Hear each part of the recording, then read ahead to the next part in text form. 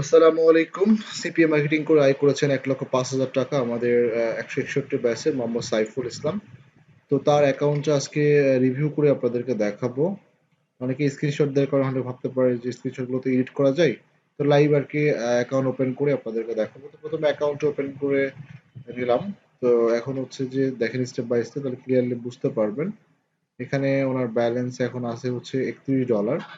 আর আমরা যদি এখন ওনার প্রোফাইলে যাই, ওনার প্রোফাইল আইডি নাম্বারটা দেখতে পারেন বা নেম এমডি সাইফুল ইসলাম।